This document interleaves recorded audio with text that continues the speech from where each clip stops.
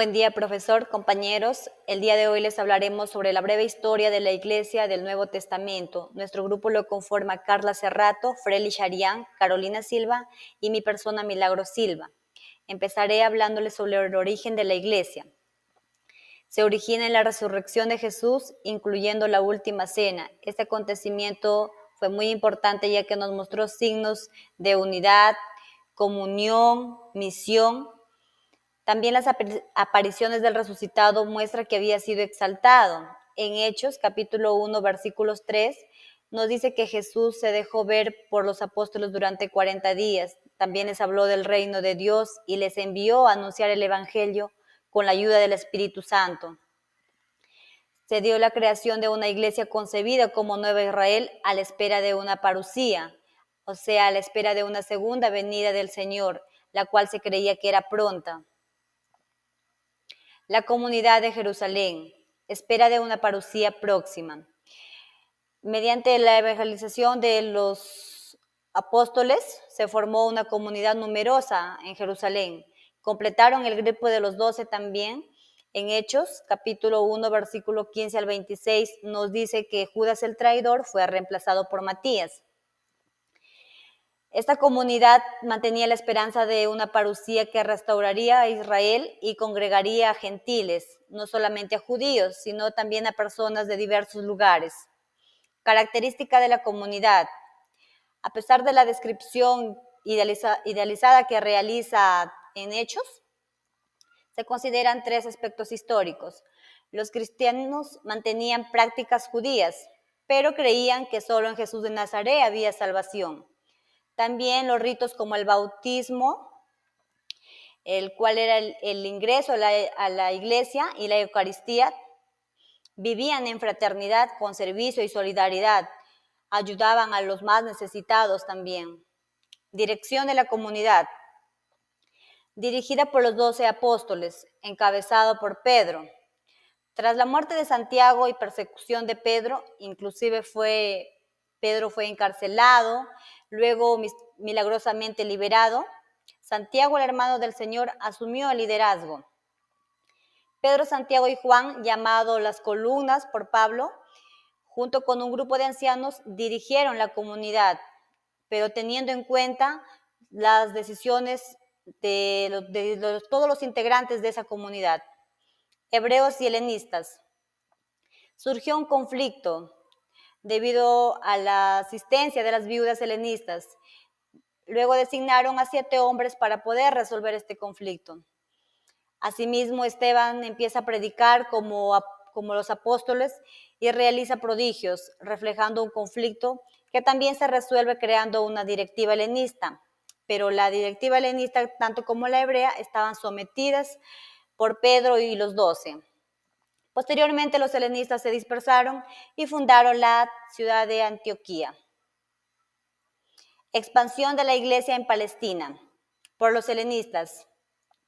La huida de los helenistas permitió la difusión del evangelio en ciudades de Palestina. En Hechos también nos dice que se dispersaron por Judea y Samaria. Felipe, uno de los 7, evangelizó en Samaria y en otras ciudades.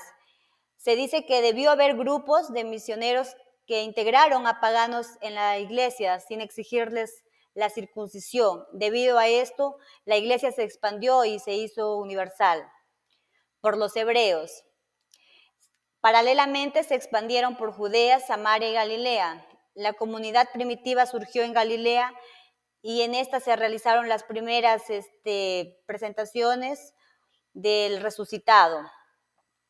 Los misioneros itinerantes promovieron la no violencia y el amor a los enemigos, teniendo pues una vida como la que llevaba Jesús y los apóstoles. Bueno, doy pase a mi compañera para que continúe con la exposición. Soy Ana Carolina Silva Panta.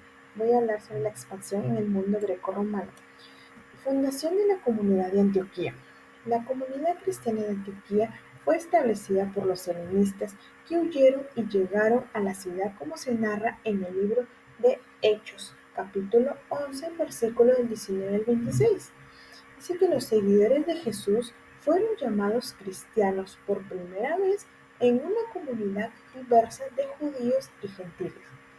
La historia de Pablo, según nos narra la cita bíblica del libro de Gálatas, capítulo 1, versículo del 13 al 17, también en el libro de Hechos.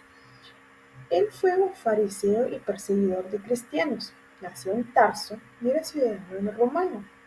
Se convirtió al cristianismo entre los años 33 y 36, después de una experiencia transformadora con Jesús en el camino a Damasco, lo que lo llevó a ser reconocido como apóstol. Él apoyó a la inclusión de los gentiles sin circuncisión en la iglesia y llevó su misión por Asia Menor, Macedonia, Grecia y Jerusalén, y finalmente fue encarcelado y martirizado en Roma bajo Nerón. La historia de Pedro, según nos narra la cita bíblica Gálatas capítulo 2, versículo 7, fue uno de los principales apóstoles.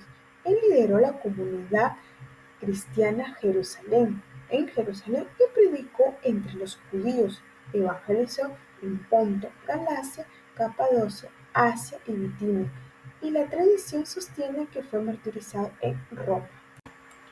La segunda generación cristiana. Aquí abarca el periodo en el que el cristianismo se institucionalizaba y se consolidaba doctrinalmente, marcando una transición crucial en su desarrollo. Ruptura con el judaísmo.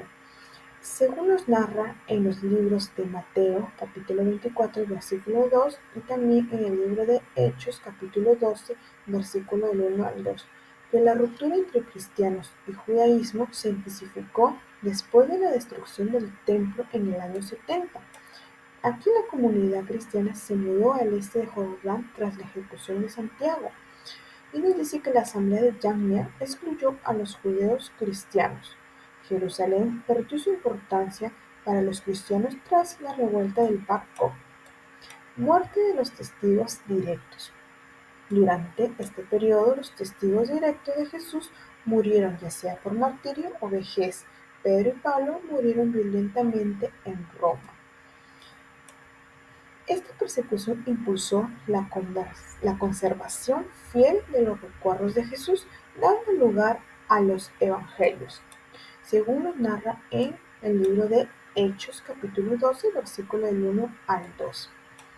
Cambio de situación de las comunidades cristianas. Aquí, según nos narra según el libro de Hechos, capítulo 6, versículo 1. También en el libro de Mateo, capítulo 24, versículo 48 al 51, y también el libro de Lucas, capítulo 9, versículo 23.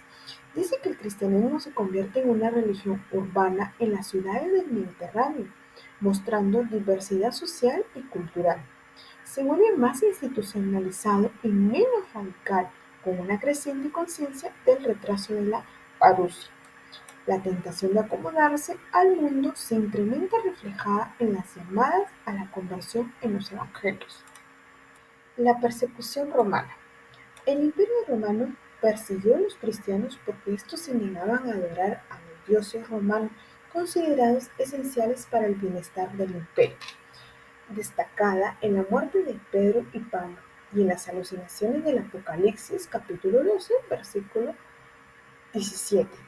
Capítulo 13, versículo 7, se debió a su rechazo del culto a los dioses romanos, visto como esencial para el bienestar del imperio. La persecución variaba según el lugar y época, con eventos notables bajo Nerón y Domiciano, quien intensificó el culto imperial. En la historia romana, los cristianos eran considerados ateos y amenazaban la estabilidad del imperio por su exclusivismo religioso.